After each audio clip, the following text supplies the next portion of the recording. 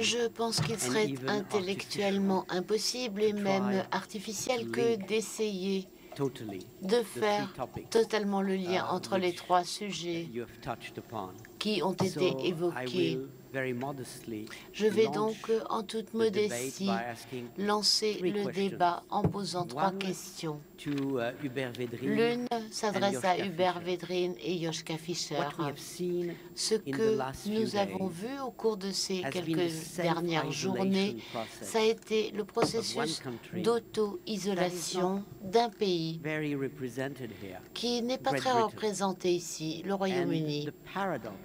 Et le paradoxe de ce phénomène, c'est que si nous vous écoutons, et l'évolution de Joschka était particulièrement intéressante, j'ai eu le sentiment que la France et l'Allemagne sont tombés d'accord sur une vision de l'Europe qui était beaucoup plus proche, en quelque sorte, à la vision britannique par défaut que ce n'aurait été le cas autrement. Et nous avons les Britanniques qui s'auto-excluent eux-mêmes de ce genre d'Europe qui est précisément celle qu'ils voulaient par le passé.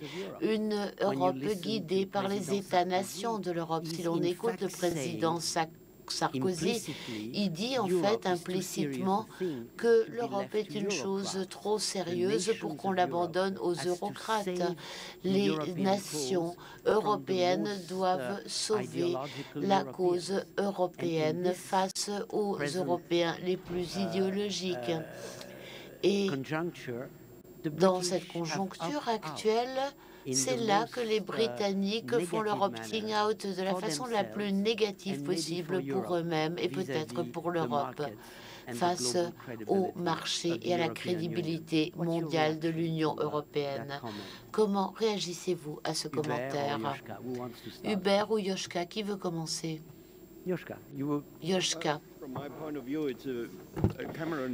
Eh bien, à mon sens, Cameron a fait une grave erreur, mais d'un autre côté, c'est la vérité qui émerge à la surface.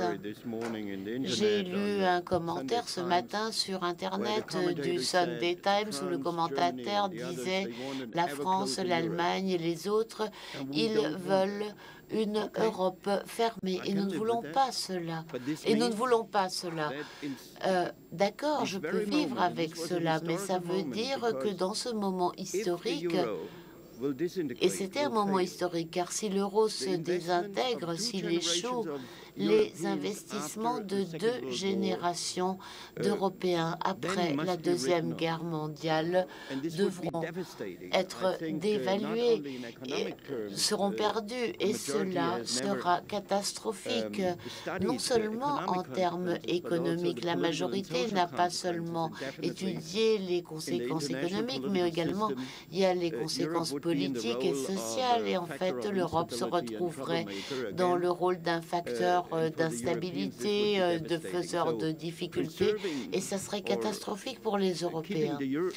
Donc, maintenir l'euro en vie, ça veut dire maintenir le projet de l'Europe en vie. Ce n'est plus une simple question d'idéologie. Poussé par la crise, ceci est un moment de décision. Et la majorité des dirigeants européens, heureusement, va dans cette direction. Je crois que le Royaume-Uni va changer d'avis. Je pense que le dernier mot n'est pas dit par le Royaume-Uni. Et il faut qu'il change d'avis. Je crois qu'il faut être reconnaissant. En tout cas, moi, je suis reconnaissant à Cameron. Aujourd'hui, je dis merci, David, parce que s'ils avaient agi d'une façon plus astucieuse, plus typiquement britannique, dans la politique européenne, généralement, les Britanniques ont agi selon le principe quand on ne peut pas bloquer, on rejoint et ensuite on essaye de ralentir le processus, on fait jouer notre influence pour que les choses aillent moins vite, pour diluer les affaires, etc. Et cette fois-ci, Cameron a été pris en otage par ceux qui sont derrière lui. Et je crois qu'il a dit les choses telles qu'elles sont. Le ballon est maintenant dans le camp de la politique nationale et ça sera à eux de voir quel rôle ils veulent jouer. Bien entendu, le Royaume-Uni fait partie de l'Europe, ça c'est hors de question. Et bien entendu, l'Union européenne serait beaucoup plus forte avec un Royaume-Uni pro-européen. Et un Royaume-Uni pro-européen, ça ne veut pas dire que les Britanniques vont changer leur identité. Pas du tout. Aucun de nous ne va le faire. Mais ils pourraient dire oui d'une façon constructive, sur la base de leurs traditions et sur la base de leurs intérêts.